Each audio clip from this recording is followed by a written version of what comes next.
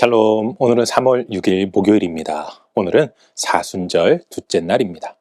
오늘도 하나님의 말씀을 더욱 가까이 하며 거룩하고 경건하게 보내는 사순절 기간 되시길 소망합니다. 오늘 우리가 통독할 말씀은 여호수아 18장에서 21장까지입니다. 오늘 말씀은 어제 말씀에 이어 가나안 땅 분배에 관한 말씀으로 아직 땅을 분배받지 못한 7지파에게 땅을 분배하는 내용과 함께 도피성 제도를 다시금 설명하고 그 위치로 6개 성읍을 정하게 됩니다. 그리고 마지막으로 레위 지파가 거주할 성읍을 각 지파별로 분배함으로 가나안 땅의 분배를 모두 마치게 되죠. 오늘은 이러한 말씀 가운데 여호수아 21장 3절 말씀을 묵상해 보도록 하겠습니다. 여호수아 21장 3절 함께 읽겠습니다. 이스라엘 자손이 여호와의 명령을 따라 자기의 기업에서 이 성읍들과 그 목초지들을 레위 사람에게 주니라. 아멘. 제가 어렸을 때 저희 집은 부엌 하나 달린 단칸방에서 4식구가 생활을 했었습니다.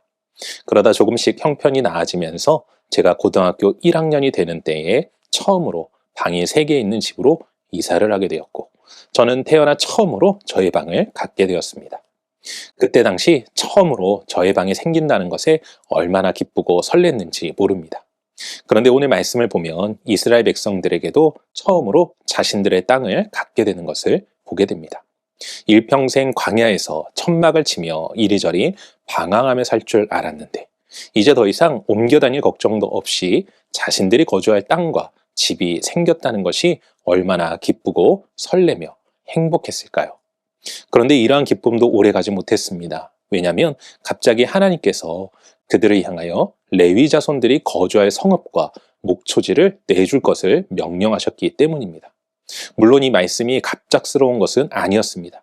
그래도 이스라엘 백성들 입장에서 실컷 제비를 뽑아 땅을 분배해 주고서는 그 중에 일부를 돌려달라는 것처럼 느껴졌을 것 같습니다. 쉬운 말로 줬다가 빼앗아 가는 거죠. 그런데 여러분, 우리는 이 말씀 속에서 아주 중요한 사실을 깨달아야 할 것입니다. 그것이 무엇입니까?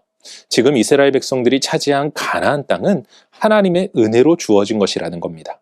물론 그들의 수고와 노력이 없었다는 것이 아닙니다. 하지만 가나안 땅의 모든 여정은 누구의 인도하심과 도우심으로 이루어진 것입니까? 바로 하나님입니다. 그리고 하나님은 그들에게 베푼 은혜를 모두 빼앗는 것이 아닌 그 가운데 일부를 자신들의 민족을 위해 사용하라는 것입니다. 복음 성가 중에 은혜라는 찬양이 있습니다.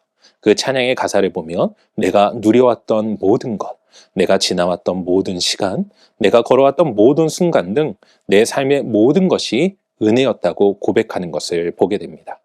맞습니다. 우리가 가장 먼저 깨달아야 하는 것은 나의 삶의 모든 것이 하나님의 은혜라는 것입니다. 그렇게 우리는 나의 것을 주장하는 삶이 아니라 주님의 은혜에 감사하며 하나님이 필요하시다면 그것이 무엇이건 기꺼이 기쁨으로 내어드릴 수 있어야 할 줄로 믿습니다.